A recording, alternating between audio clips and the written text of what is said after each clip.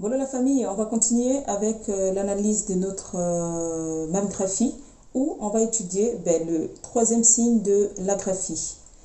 Et donc bien sûr, le prérequis c'est voilà, le message de Théophile Obenga qui dit que les preuves linguistiques sont les plus évidentes quand on doit relier deux peuples ou deux langues.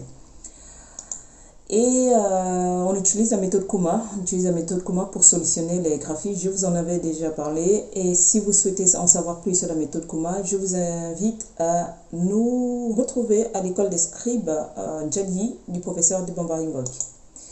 Et donc nous allons continuer dans l'analyse de notre graphie. Aujourd'hui, nous allons analyser ce signe que vous voyez encerclé en rouge, donc qui est codifié D17.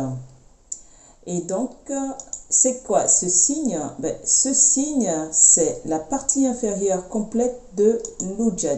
Et donc, il se translitère tit, tout comme la graphie entière.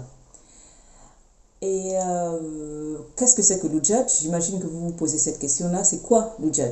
Eh bien, l'ujat, c'est l'œil d'Horus pour certains qui sont familiers de l'Égypte antique. Vous savez ce que c'est en fait. L'œil ujat, c'est ce qu'on appelle l'œil d'Horus. Et donc cet œil renferme une méthode de calcul. Le symbole de l'ujat est en Égypte antique un système de fractions.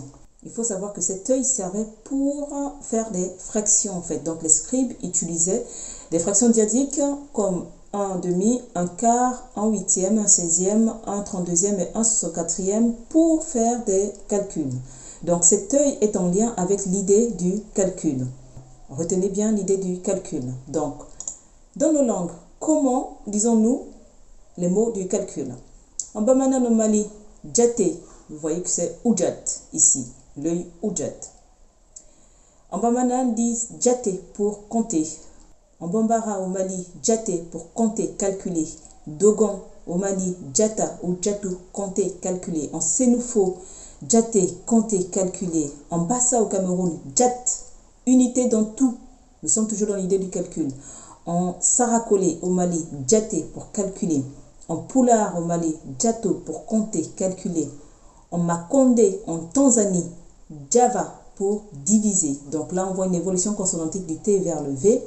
En Guénon en Tanzanie, gava pour partager. Une autre évolution consonantique du J vers le G.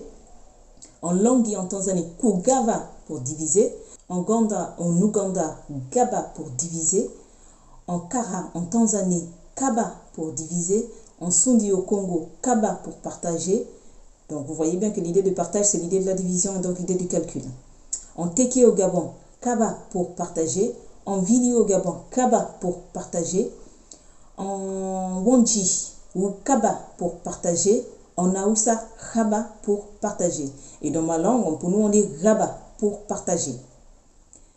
Et donc vous voyez bien que les mots du calcul dans nos langues africaines sont les mêmes mots que l'ujat en égyptien ancien. Donc ça renvoie toujours à la même idée. Il faut savoir que nos mots, les mots de nos langues sont polysémiques en fait. Donc il peut y avoir plusieurs définitions du même mot. On peut avoir des définitions des mots liés à la sémantique, des définitions des mots liés au concept, des définitions de mots liés à la symbolique. Donc les mots sont très polysémiques en fait. C'est quoi nous on suit les racines consonantiques et les définitions liées au concept. Donc ici, si nous voulons construire notre dictionnaire d'étymologie des langues africaines, nous dirons que les mots djate, djatu et ses variantes, djava, gaba, kaba, raba, qui veulent dire calculer, compter, diviser, partager dans les langues africaines, puisent leur étymologie dans le signe négro-égyptien de l'ujat, donc l'œil d'Horus qui est le symbole du système de calcul en Égypte antique. Si vous avez appris quelque chose, laissez un commentaire. Je vous dis ensemble, prenons notre héritage. À bientôt.